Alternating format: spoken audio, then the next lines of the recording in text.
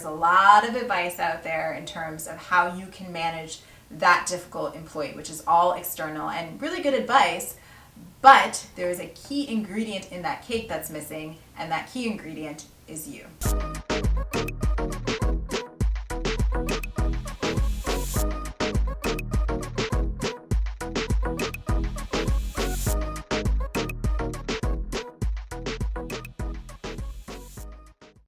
Hey there, welcome to Mac TV, where we believe that the transformation from manager to leader is a crucial one and that true leaders change lives.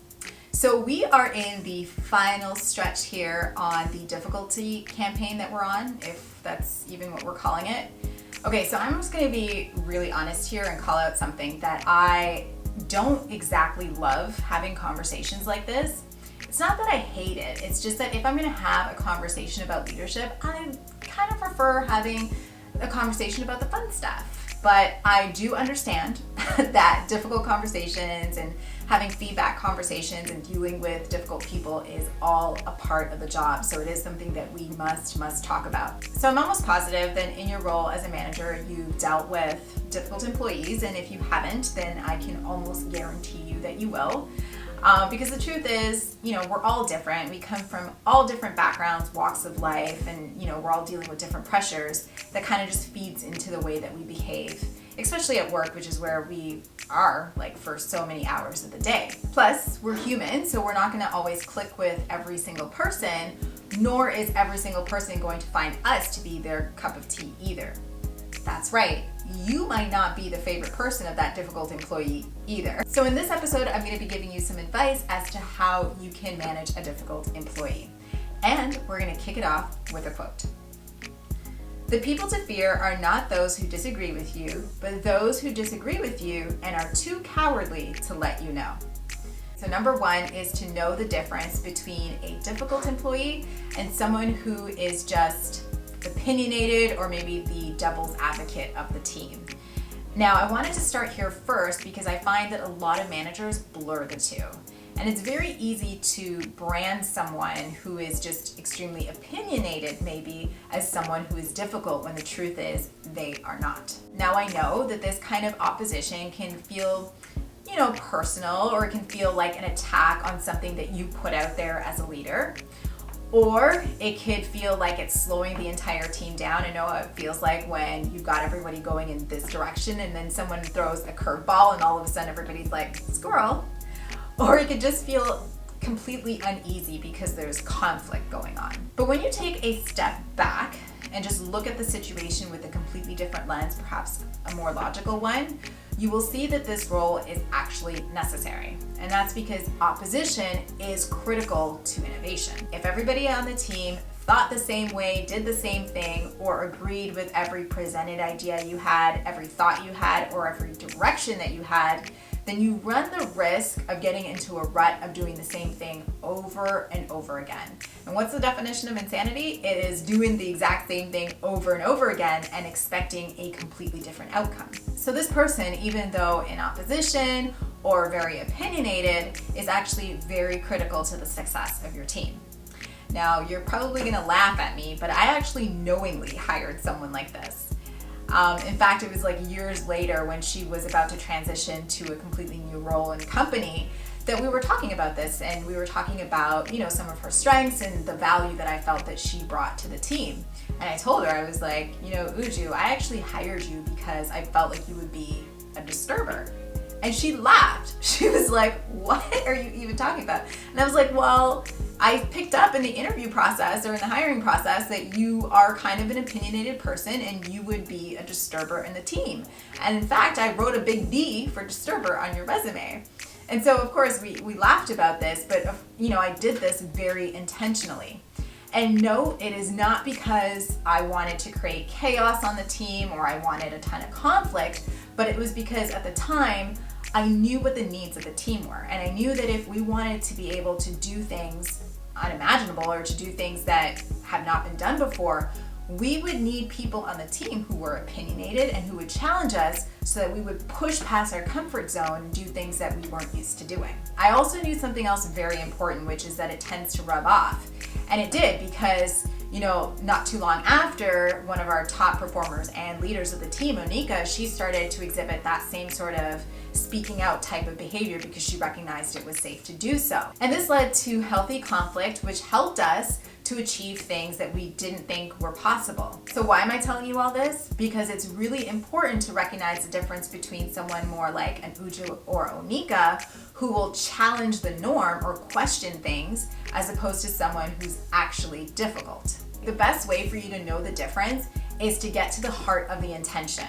So is this person challenging you because they want to undermine the goals of the team? How do they bring up their challenge? Is it in a respectful or is it in a very disrespectful manner? How do they behave during these brainstorms? Is it in a really aggressive manner, or is it just that they are opinionated and want to let the group know that, hey, I don't think we should be going this way? Or is it that they just get really into it in a brainstorm, but otherwise they're incredible team members? These are the questions that you want to ask yourself that will help you kind of figure out whether or not you're dealing with a difficult employee or not, so you know how to manage the situation going forward. Okay, so number 2 is to look internally. There's a lot of advice out there in terms of how you can manage that difficult employee, which is all external and really good advice, but there's a key ingredient in that cake that's missing, and that key ingredient is you. Here's the deal. A lot of managers have either created or contributed to bad behaviors. True story. And I know that it's true for me because each and every time I lacked the courage to speak up about something that I saw 1 or 2 times, let's say, eventually it turned into a pattern that just ended up affecting me and the team. So the other way that we as leaders can affect things is through our reaction, because the way that we think obviously affects the way we do things. So for example, if every time you see this person you're thinking, oh my God, then your behavior is going to tell basically the same story. It will affect your body language, it'll affect your tone, and if you're anything like me, it'll affect your breathing. I can literally sometimes feel it when I'm annoyed, that my anger just builds, and I can feel my breathing getting heavier. So it's really important that you recognize the behaviors that you're exhibiting, so that you can see how you are contributing to this situation that is already difficult. Then I want you to ask yourself a series of questions, because I think self-reflection is really necessary, especially in this case. So you want to ask yourself, have I been unclear about something in the past? Have I shied away from having a difficult conversation with this individual that has caused them now to not understand or see the impact that their behavior is having on me or the team? Do I get so irritated that it's obvious to them that they irritate me? Do I have an aggressive tone maybe when I speak to them? All these things is really important to think about, and I almost guarantee you that you can find something, no matter how small it is, that even if you change, might actually affect their behavior. So really important to be as honest as possible. Number 3 is to think about what the underlying issue is, or essentially what's not being said. So I really want you to think about what's not being said that's affecting their behavior. So is it that they don't understand something? Is it that they lack self-awareness? Is it that the two of you had a feedback session and they're not really handling that well? Or are they having a difficult time at home and maybe that's affecting their behavior? Or it could be they were just passed up for a promotion that they really wanted and they're not handling that well either. So all these things you want to think about, because it'll give you insight as to how you want to approach this conversation with them, which brings me to the 4th step, which is have a conversation.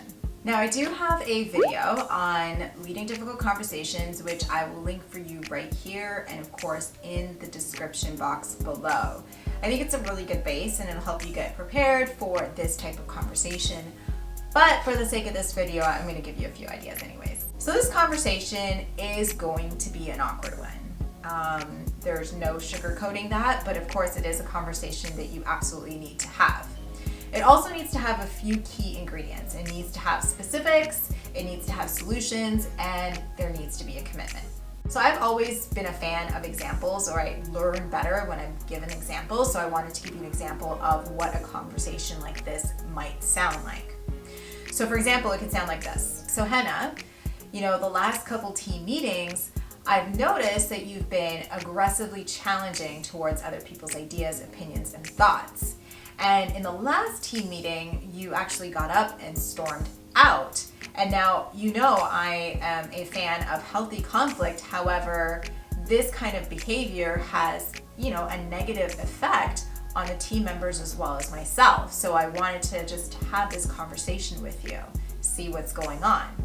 Now, I have been thinking about it, and I know that a couple weeks ago we had a feedback session, so I'm not sure if that has had some sort of hand in what's going on. Maybe I'm wrong. So can you just let me know if I'm on track or off track with that, and let's have this conversation together. So as you can see in this example, I've just flat out called out what the issue is, and I've specifically stated what, the behavior and the negative impact that it's had. But I'm obviously giving them an opportunity to respond and let me know if I'm on track or off track in terms of what I think the real issue is. And so, of course, you want them to talk, and you want to be doing a lot of listening at this point. And when you feel like, you've uncovered what the issue is, then you move on to solutions. Now, I'm a huge fan of putting it on them. So I usually like to ask, okay, so what do you think the next step is? Or what are you committed to do that will change this situation? And again, just let them respond. Let them spitball what they think is the solution here, and you do a lot of the listening.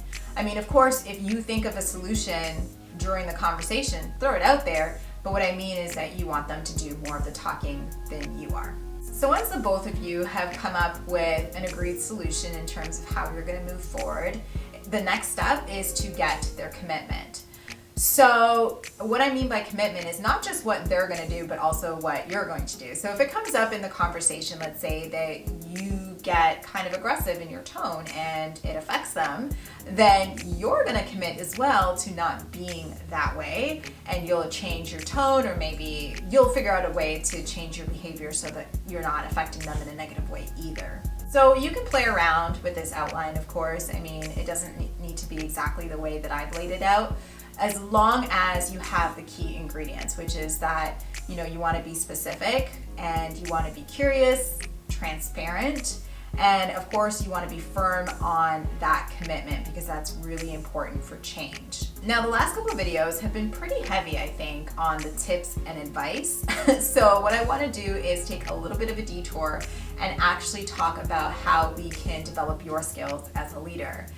Oprah always says that it's really important for your cup to be full so that your cup can overflow and you can give to others. And we know that leadership is really about serving others. So that's what I want to do next week, is I want to talk about how we can develop your skills so that you have the strength, courage, and knowledge to do your job. So do not forget to hit on the subscribe and notification bell so that you don't miss out on next week's episode, where I'll be talking about a few books that I think are so important to have in your library. They will help you out so much. So thank you so much for watching today's episode. It was a blast to be with you, to have a difficult conversation, or one that I don't really necessarily like to have. But I hope you found it super enjoyable and super helpful, actually.